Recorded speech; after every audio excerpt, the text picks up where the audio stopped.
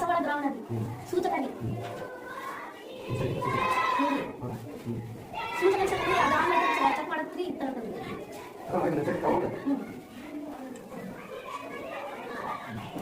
Sir ಇದು ಕಡುಗುಲಾಗಿ ಬಂದತ್ರಿ ಇಲ್ಲ ಆಮ್ಲ ಐತಿ ಆಮ್ಲ ಬಂದ ಕಡುಗುಲಾಗಿ ಬಂದತ್ರಿ ಆಮ್ಲಗಿ ಹಸಿರು ಬಂದತ್ರಿ ಪ್ರತ್ಯಾಮ್ಲಗಿ ಸರ್ ನಾ ಹಸಿರು ಬಂದು ಮಾತಾಡಿ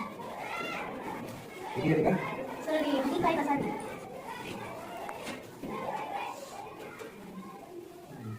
ಸರ್ ಹಸಿರು ಬಂದತ್ರಿ ಪ್ರತ್ಯಾಮ್ಲಗಿ ಸರ್ ಸುಮ್ಮನೆ ತಿಳಿದಿದ್ದಿ ಪ್ರತ್ಯಾಮ್ಲ ಬರ್ತದೆ ಸ್ವಲ್ಪ ಈಗ ರೀ ನಿಂಬೆ ರಸ ತಗತ್ರಿ ಆಮ್ಲ ಬರ್ತದೆ ಪುಡಿ ತಪ್ಪಿ ಸರ್ ಅದು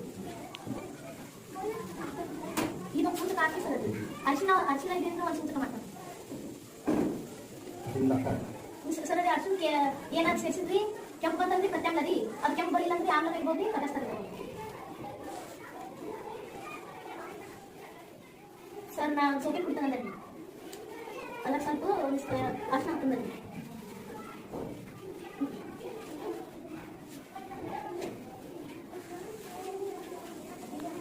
ರೆಡ್ ಕಲರ್ ಬರ್ತದೆ ಸರ್ ಪ್ರತ್ಯಾಮ್ಲ ರೀತಿ ಅದೇನಾದ್ರೂ ಸರ್ ಹಸಿನ ಇತ್ತಂದ್ರಿ ಆಮ್ಲ ಇರ್ಬೋದು ಕಲಿಸ್ತಾರೆ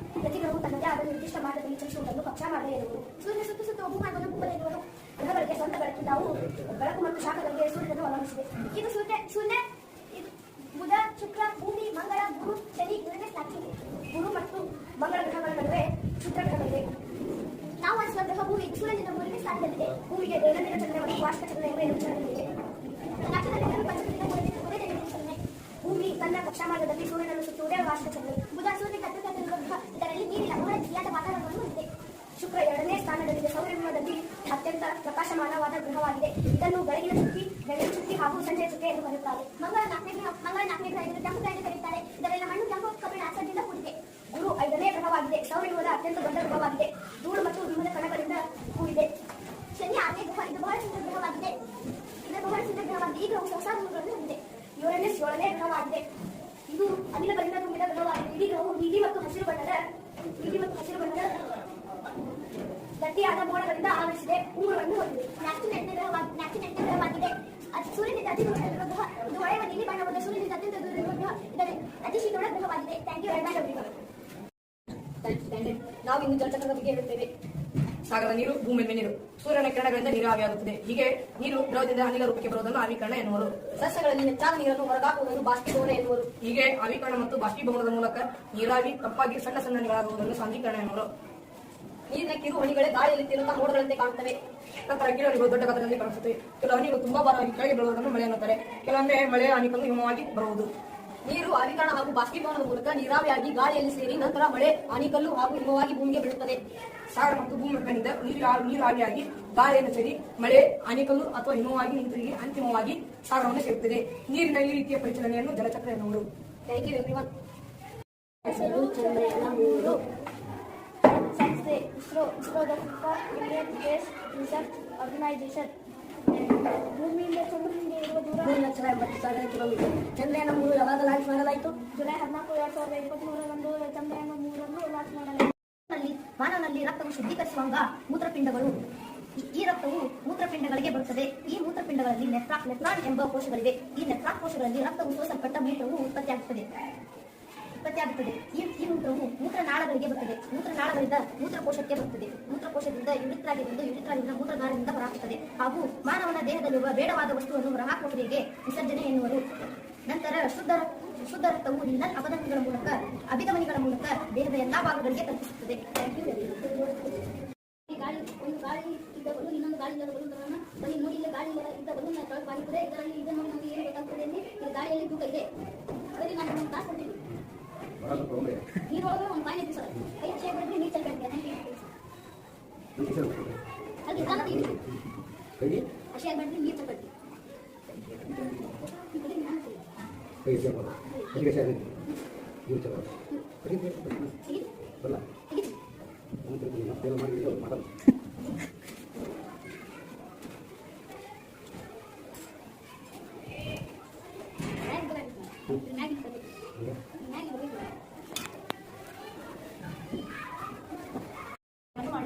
ಹೃದಯವು 2 ಪದರಗಳಿಂದ ಕೂಡಿದೆ ಈ ಪದರಿಗೆ ಪೆರಿಕಾರ್ಡಿಯಂ ಎಂದು ಕರೆಯುವರು. ಹೃದಯವನ್ನು 2 ಭಾಗಗಳಾಗಿ ವಿಂಗಡಿಸುವ ಪೊರೆ ಸೆಪ್ಟಮ್. ಕಾರ್ಬನ್ ಡೈಆಕ್ಸೈಡ್ ಯುಕ್ತ ರಕ್ತ ಮತ್ತು ಆಕ್ಸಿಜನ್ ಯುಕ್ತ ರಕ್ತ ಎರಡೂ ಮಿಕ್ಸ್ ಆಗದೇ ಇರುವ ಹಾಗೆ ಕಾಪಾಡುವ ಪೊರೆ ಸೆಪ್ಟಮ್. ಸಣ್ಣ ಮಕ್ಕಳ ಹೃದಯದಲ್ಲಿ ಹೋಲಿದೆ ಎನ್ನುವುದು ಹೋಲಿದೆ ಅಂತ ಅಲ್ಲಿ ಕಾರ್ಬನ್ ಡೈಆಕ್ಸೈಡ್ ಯುಕ್ತ ರಕ್ತ ಮತ್ತು ಆಕ್ಸಿಜನ್ ಯುಕ್ತ ರಕ್ತ ಎರಡೂ ಮಿಕ್ಸ್ ಆಗಿ ನೀಲಿ ಬಣ್ಣಕ್ಕೆ ತಿರುಗಿ ಸಾಯುತ್ತಾರೆ. ಹೃದಯದ ಬಲಭಾಗದಲ್ಲಿ ಆಕ್ಸಿಜನ್ ರಹಿತ ರಕ್ತವು ಸರಬರಾಜು ಆಗುತ್ತದೆ. ಹೃದಯದ ಎಡಭಾಗದಲ್ಲಿ ಆಕ್ಸಿಜನ್ ಸಹಿತ ರಕ್ತವು ಸರಬರಾಜು ಆಗುತ್ತದೆ. ಮೃದು ಅಭಿಧಮನಿ ಮತ್ತು ನೀಚ ಅಭಿಧಮನಿಗಳ ಮೂಲಕ ಹೃದಯದ ನಾನಾ ಭಾಗಗಳಿಂದ ಕಾರ್ಬನ್ ಡೈಆಕ್ಸೈಡ್ ಯುಕ್ತ ರಕ್ತವು ಬಲಹೃತ್ಕರ್ಣಕ್ಕೆ ಬರುತ್ತದೆ. ಬಲಹೃತ್ಕರ್ಣದಿಂದ ಕೀ ಕವಾಟದ ಮೂಲಕ ಬಲಹೃತ್ಕುಕ್ಷಿಗೆ ಬರುತ್ತದೆ. ಬಲಹೃತ್ಕುಕ್ಷಿಯಿಂದ ಪಲ್ಮನರಿ ಅಪಧಮನಿಯ ಮೂಲಕ ಶ್ವಾಸಕೋಶಗಳಿಗೆ ಹೋಗುತ್ತದೆ. ಶ್ವಾಸಕೋಶಗಳಲ್ಲಿ ಅಲಿವಲಯಗಳ ಮೂಲಕ ಅನಿಲಗಳ ವಿನಿಮಯ ನಡೆಯುತ್ತದೆ ಮತ್ತು ಪಲ್ಮನರಿ ಅಭಿಧಮನಿಯ ಮೂಲಕ ಆಕ್ಸಿಜನ್ ಯುಕ್ತ ರಕ್ತವು ಎಡಹೃತ್ಕರ್ಣಕ್ಕೆ ಬರುತ್ತದೆ.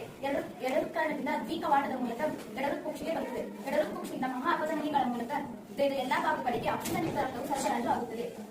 ದೇಹದಲ್ಲಿ 1 ಬಾರಿ ರಕ್ತ ಪರಿಚಲನೆ ಆಗುವಾಗ ಹೃದಯದಲ್ಲಿ 2 ಬಾರಿ ಹಾದು ಹೋಗುತ್ತದೆ. ಇಂತಹ ರಕ್ತ ಪರಿಚಲನೆಯನ್ನು ಈ ಮಡಿ ರಕ್ತ ಪರಿಚಲನೆ ಎನ್ನುವುದು. ಇಂತಹ ರಕ್ತ ಪರಿಚಲನೆ ಸಸ್ತನಿ ಮತ್ತು ಪಕ್ಷಿಗಳಲ್ಲಿ ನಡೆಯುತ್ತದೆ.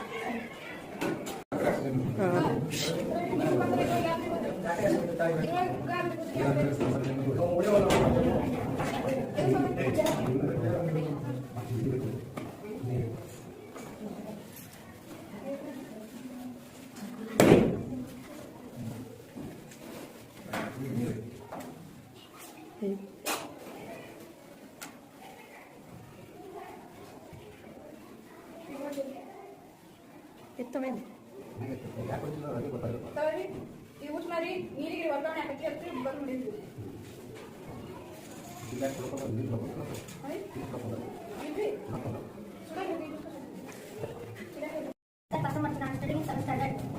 ಮಾನವನ ಜೀರ್ಣಾಂಗದ ಬಗ್ಗೆ ಹೇಳುತ್ತಿದ್ದೇನೆ. ಮಾನವನ ಜೀರ್ಣಾಂಗದ ಭಾಗಗಳು: ಬಾಯಿಯ ಕುಹರ, ನಾಳಗ್ರಂಥಿ, ಅನ್ನನಾಳ, ಜಠರ, ಪಿತ್ತಕೋಶ, ಯಕೃತ್, ಮೇದೋಜೀರ್ಣಾಂಗ, ಸಣ್ಣ ಕರಳು, ದೊಡ್ಡ ಕರಳು, ಗುದನಾಳ, ಉದದ್ವಾರ. ಬಾಯಿಯ ಕುಹರ ಆಹಾರವನ್ನು ಬಾಯಿಯ ಕುಹರದ ಮೂಲಕ ಸೇವನೆ ಮಾಡುತ್ತೇವೆ. ಬಾಯಿಯಲ್ಲಿರುವ ಲಾಲಾರಸದೊಂದಿಗೆ ಸೇರಿ ಪಿತ್ತವನ್ನು ಸಕ್ಕರೆಗಳನ್ನಾಗಿ ಬಳಸುತ್ತದೆ. ನಂತರ ಆಹಾರವು ಅನ್ನನಾಳಕ್ಕೆ ಬರುತ್ತದೆ. ಅನ್ನನಾಳ ದ್ವಿತೀಯ ಕಲ್ಲಿನಿಂದ ಆಹಾರವನ್ನು ಕೆಳಗೆ ಚಲಿಸುತ್ತದೆ. ಜಠರವು ಆಹಾರವನ್ನು ಸ್ವೀಕರಿಸದೇ ಇದ್ದಾಗ ಅದನ್ನು ವಾಂತಿಯ ರೂಪದಲ್ಲಿ ಹೊರಹಾಕುತ್ತದೆ. ನಂತರ ಆಹಾರವು ಜಠರಕ್ಕೆ ತಲುಪುತ್ತದೆ. ಜಠರವು ಜೆ ಆಕಾರದಲ್ಲಿ ಕಾಣಿಸುತ್ತದೆ. ಜಠರದ ಒಂದು ತುದಿ ಅನ್ನನಾಳ ಆಹಾರವನ್ನು ಪಡೆದುಕೊಳ್ಳುತ್ತದೆ.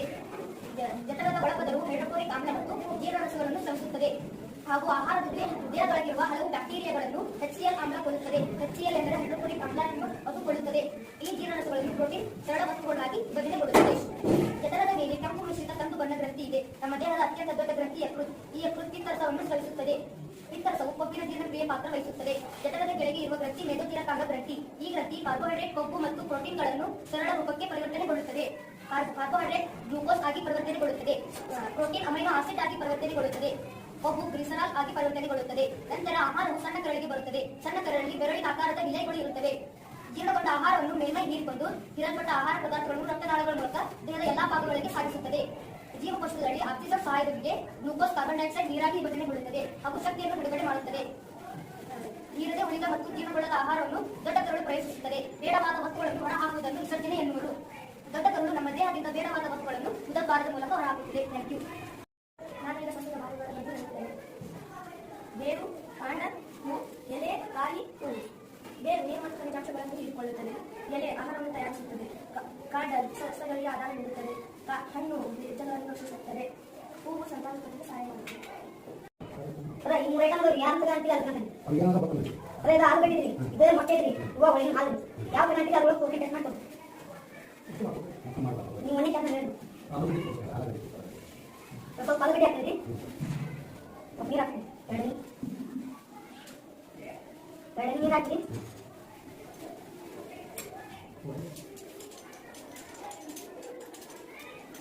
ಮೇಲೆ ಇಟ್ಕೋ. ಉಡಿಯ ಮಾಡಕ್ಕೆ ಸರ್ ಗಾಡಿ ಹಾಕಿ ಎಣ್ಣೆ ಹೋಯ್ತವೆ. ಉಡಿಯ ಮಾಡಕ್ಕೆ ಎಣ್ಣೆ ಹೋಯ್ತವೆ.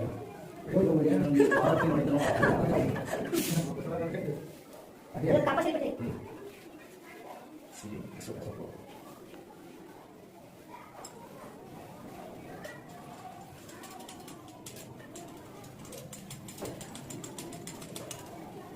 ಯಾಕೆ ಬಂದ್ರಿ? ನೀಲಿ ಕಲರ್ ಬಂದ್ರಿ, ಪ್ರೋಟೀನ್ ಇಲ್ಲ ಬಂದ್ರಿ. ನೆಳೆ ಕಲರ್ ಬಂದ್ರೆ ಪ್ರೋಟೀನ್ ಐತೆ ಬಂದ್ರಿ. ಇದ್ರೊಳಗ ಪ್ರೋಟೀನ್ ಇಲ್ರಿ, ಅದು ಗಡ್ಡಿ ಒಳಗ್ರಿ, ಅದಕ್ಕೆ ನೀಲಿ ಕಲರ್ ಬಂದ್ರಿ. ವಿದ್ಯುತ್ ವಾಹಕಗಳು, ವಿದ್ಯುತ್ ಅವಾಹಕಗಳಿಂದ ಸಣ್ಣ ಮೂಲಕ ವಿದ್ಯುತ್ ತಡೆಯಲು ಉಳಿದ ವಸ್ತುಗಳಿಗೆ ವಿದ್ಯುತ್ ಅವಾಹಕಗಳು. ವಿದ್ಯುತ್ ಮಂಡಲ ಎಂದರೆ ವಿದ್ಯುತ್ ಪ್ರವಾಹದ ನಿರಂತರ ಮತ್ತು ಆವೃತ ಮಾರ್ಗವನ್ನು ವಿದ್ಯುತ್ ಮಂಡಲ ಎನ್ನುವರು. ವಿದ್ಯುತ್ ಆವೇಶಗಳ ಪ್ರವಾಹದ ಸ್ಥಳವನ್ನು ವಿದ್ಯುತ್ ಪ್ರವಾಹ ಎನ್ನುವರು. ಧನ್ಯವಾದ.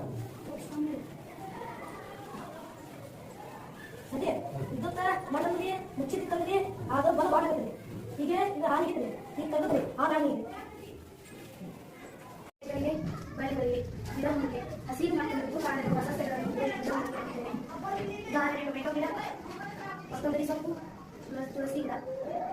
ಇದಕ್ಕೆ ನಾವು ಪೊದೆ ಎನ್ನುತ್ತೇವೆ. ಕಾಡಿನ ಹತ್ತಿರ ಅರಣ್ಯಗಳು ಬೆಳೆದಿರುತ್ತದೆ, ಕಾಡಿನ ಇರುತ್ತದೆ, ಆದರೆ ತುಂಬಾ ದಪ್ಪ ಇರುವುದಿಲ್ಲ.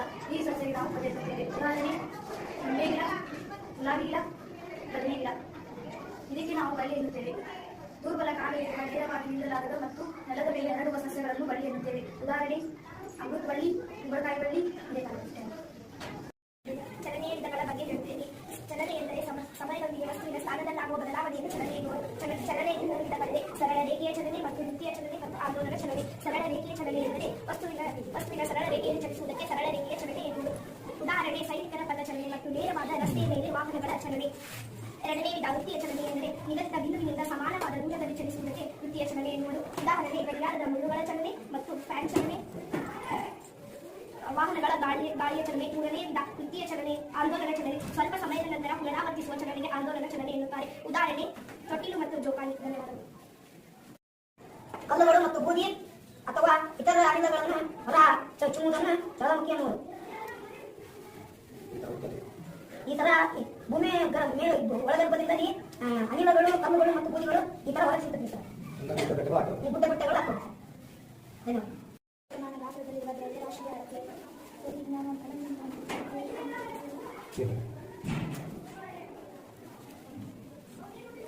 ಅದ್ಯಾಕೆ ಹೇಳ್ತಂದ್ರೆ ಕಲ್ಲಂಗಡಿ ಹಣ್ಣಿನ ಸಾಂದ್ರತೆ ಕಡಿಮೆ ಇತ್ತು, ನೀರಿನ ಸಾಂದ್ರತೆ ಕಡಿಮೆ ಐತ್ರಿ, ನೀರಿನ ಸಾಂದ್ರತೆ ಹೆಚ್ಚೈತ್ರಿ, ಅದಕ್ಕೆ ಇದು ಕಲ್ಲಂಗಡಿ ಇದು ತೆಂಗಿನಕಾಯಿ ಸರಿ. ಇದು ಕೇಳ್ಪಟ್ಟೆ ಅದು ನೀರಿನ ಸಾಂದ್ರತೆ ಹೆಚ್ಚೈತ್ರಿ, ತೆಂಗಿನಕಾಯಿ ಸಾಂದ್ರತೆ ಕಡಿಮೆ ಐತ್ರಿ.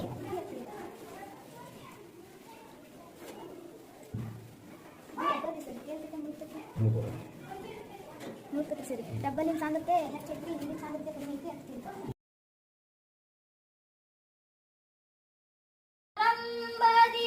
ಭಜಿಸುವೆ ನಿನ್ನನು ಭಜನಾರಂಭದಿ, ಭಜಿಸುವೆ ನಿನ್ನನು ಭಜನ ಪಾಲಿಸೋ ನಮಗೆ ವಿನಾಯಕ.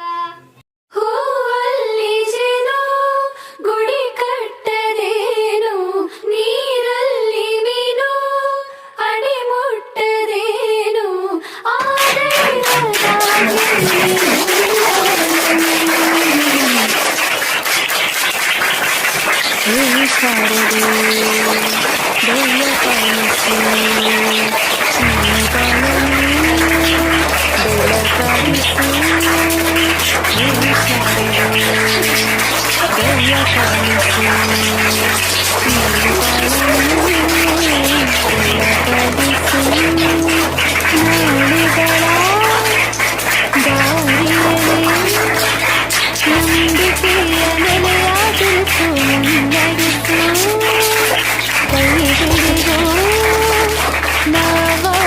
ಪದ ಪದಗಳು ಸಂಚರಿಸೋ